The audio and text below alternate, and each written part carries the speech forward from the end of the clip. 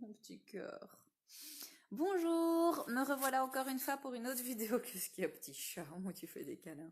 Euh, alors ici, je voulais aborder un autre thème, aussi pas mal amalgamé.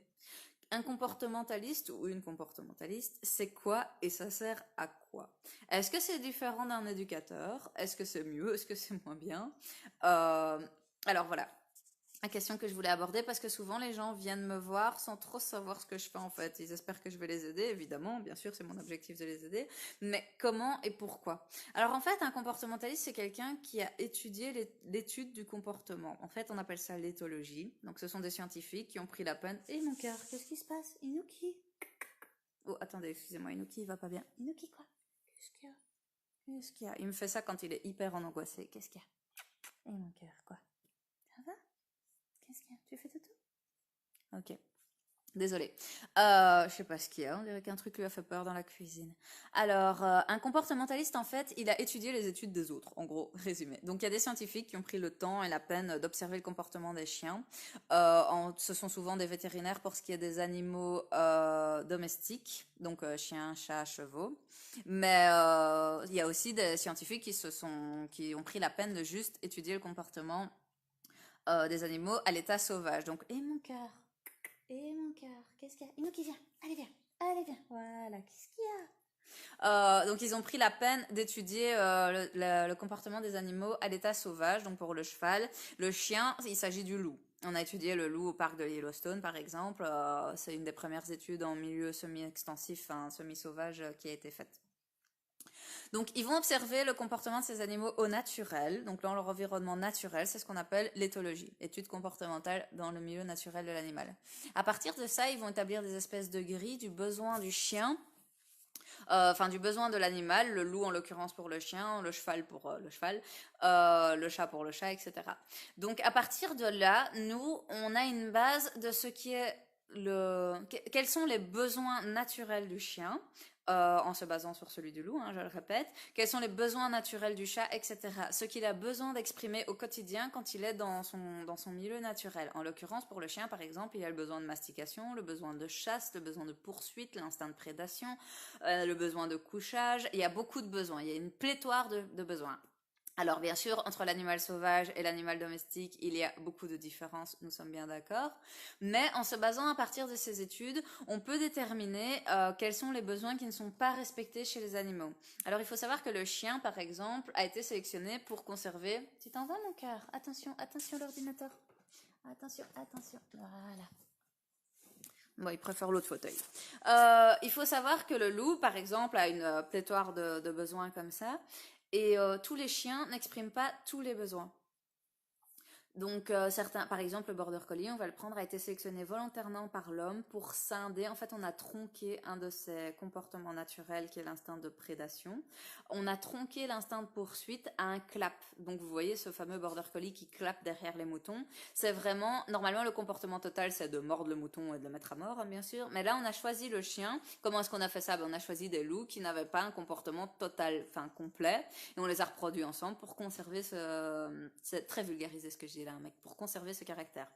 On a fait la même chose pour l'esthétique. On a choisi des loups qui étaient beaucoup des poils plus longs et on les a reproduits ensemble pour en arriver à un chien qui a un poil plus long et plus lisse, etc.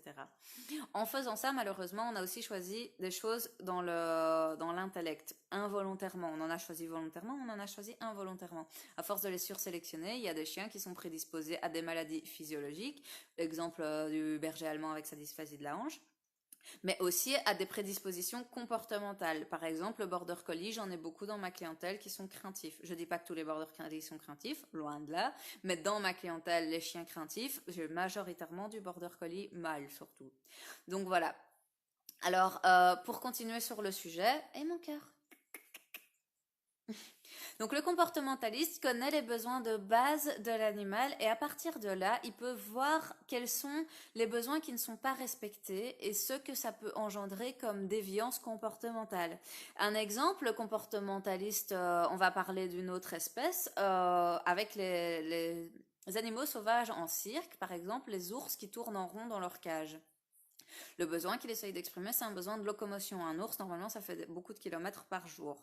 Je ne vais pas vous dire comme ça de tête combien, mais ça en fait beaucoup par jour. Dans sa cage, il n'y a pas assez d'espace, donc il va commencer à tourner en rond. À force de tourner en rond, ça devient un toc. Une fois que c'est un toc, c'est une habitude, un schéma neural, et c'est très difficile à faire disparaître. Le pendant, en fait, on appelle ça une stéréotypie. Le pendant humain, par exemple, c'est se ronger les ongles. À la base, je me ronge les ongles parce que je suis angoissée. À force de me ronger les ongles, me rend angoissée. Je vais me ronger les ongles par réflexe, sans réfléchir devant la télé. Et si j'arrive pas à avoir un petit bout, quelque chose comme ça, je vais m'acharner, je vais m'énerver. Ça, c'est ce qu'on appelle une forme de stéréotypie, dans le sens où le comportement original, en l'occurrence, c'est le besoin de mastication chez l'humain, hein, parce qu'on en a aussi, même s'il est beaucoup moins. Je dis souvent qu'on n'en a pas en rigolant, mais on en a hein, quand même, hein, même s'il est beaucoup plus petit que chez le chien. Le besoin de mastiquer n'est plus lié au fait de me ronger les ongles, c'est devenu une habitude, et le fait de ne pas y parvenir me rend anxieuse parce que c'est devenu un toc, une stéréotypie. Stéréotypie et toc, c'est pas exactement la même chose, mais en résumé, c'est plus ou moins pareil. Donc le comportementaliste, en fait, peut analyser le comportement du chien et se dire, ah, voilà, c'est là qu'il y a un souci et c'est pour ça que le chien fait ça. En gros, plein de chiens vont montrer le même comportement. Il est insupportable en laisse. Les gens vont me contacter en disant ça. Mon chien est insupportable dès qu'on est en promenade. Mais ça peut être dû à plein de raisons. Ça peut être un chien hyper émotif. Tout ce qu'il voit dans la rue est super excitant. Ouh, ouh, ouh, c'est trop bien, c'est trop bien, c'est trop bien. Du coup, il est ingérable. Ça peut être de l'anxiété. Il a envie de fuir ou alors justement, il veut distancer. Donc il aboie pour faire fuir les autres. Ça peut être de l'agressivité simple, ça peut être juste le fait qu'il a envie de marcher vite parce que c'est un chien qui a besoin d'aller très très vite et du coup il tire comme un fou. Ça peut être vraiment plein de choses. Et à partir du moment où on a déterminé en tant que comportementaliste ce que c'était, on va pouvoir agir sur la cause en fait. C'est ça le but du comportementaliste. Et c'est là qu'est la différence avec l'éducateur. L'éducateur va souvent essayer d'utiliser la même technique pour tout. Bah, vous allez voir un éducateur pour apprendre le assis, bah, ça fonctionne plus ou moins avec tous les chiens de la même façon d'apprendre assis. Il n'y a pas énormément de différence. On peut adapter un peu au chien, mais pas un truc de ouf. Par contre, quand il y a vraiment un problème comportemental, c'est pas le fait d'apprendre à s'y coucher revient qui va l'aider. Là, c'est plutôt un comportementaliste qui peut vous aider. Alors, j'avais envie de faire cette petite vidéo juste pour vous expliquer un peu comment ça fonctionne et ce qu'on peut vous apporter. Savoir si vous avez besoin d'un comportementaliste, seul vous pouvez le savoir parce que seul vous vivez avec votre chien. Donc, est-ce que votre chien a des soucis de comportement? Ça, c'est une grande question. Parce que c'est aussi une question de ce que vous acceptez. Il y a des gens qui ne vont pas supporter que le chien fasse la poubelle. Il y en a d'autres, ça va les amuser. Ils vont juste la mettre en hauteur. Ça les dérangera absolument pas. Ils vont passer à côté. Pourquoi est-ce qu'il fait les poubelles? Bah, sans doute, ça peut être de l'ennui. Ça peut être un manque de mastication. Ça peut être de l'anxiété de séparation. Encore une fois, ça peut être plein de choses différentes. Et c'est là qu'est l'objectif du comportementaliste. Trouver pourquoi. Et donc, une fois qu'on sait pourquoi, on peut agir sur la cause. Mais est-ce que le fait qu'il fasse les poubelles vous dérange vraiment? Il n'y a que vous qui pouvez savoir ça. Est-ce que ce comportement est problématique? C'est seul l'humain qui vit avec le chien qui peut le déterminer. Je vais avoir des gens qui vont me contacter pour des raisons totalement diverses, même des raisons que moi je vais me dire bah c'est pas grave, il est cool ce chien, mais c'est pas à moi de juger ça. Si vous ça vous rend nerveux, faut pas hésiter à contacter un comportementaliste, pas forcément moi, hein, pas du tout, mais faut pas hésiter à contacter un comportementaliste s'il y a un truc qui vous énerve avec votre chien.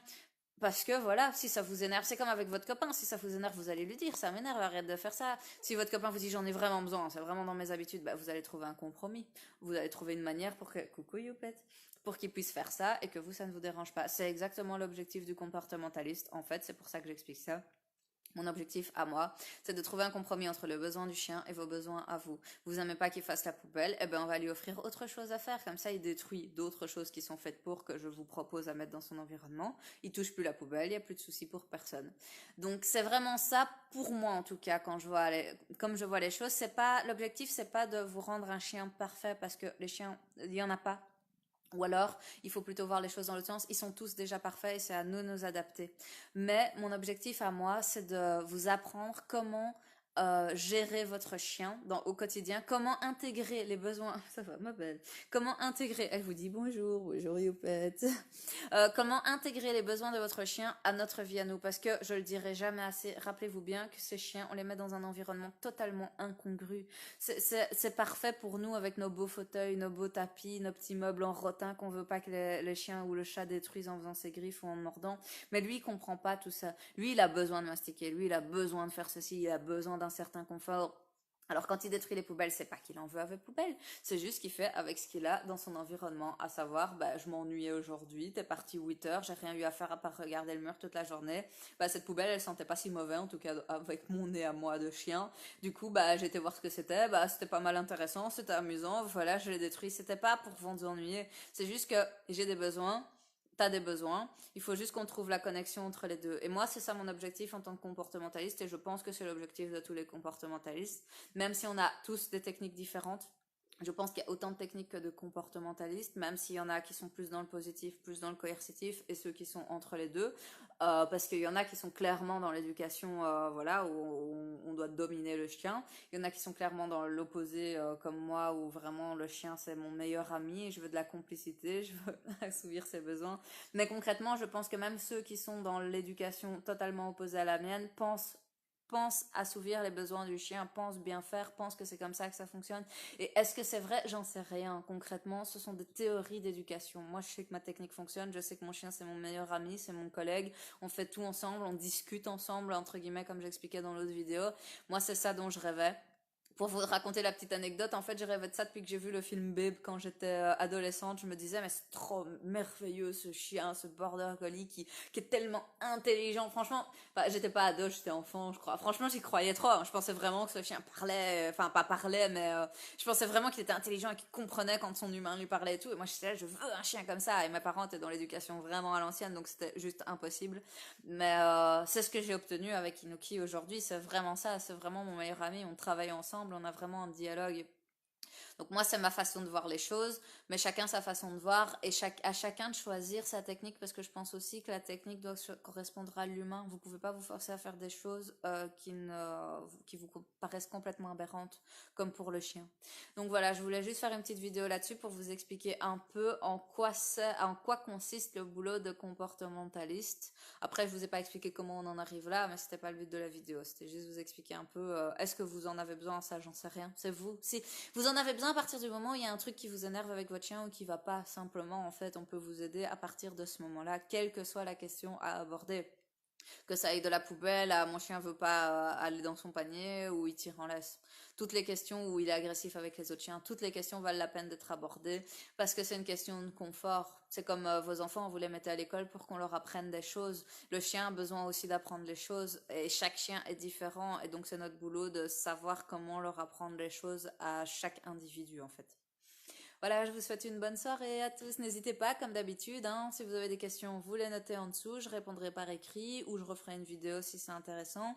J'en parle un peu à chaque fin de vidéo. Je pensais faire une vidéo questions-réponses où je viendrai sans objectif. On pourrait faire ça un samedi après-midi, ce serait sympa. Voir si vous avez des questions. On peut prendre une forme de rendez-vous, hein. On se dit samedi à telle heure, on fait ça. Essayez, ça pourrait être sympa pour avoir un vrai échange, hein. Une bonne soirée à tous.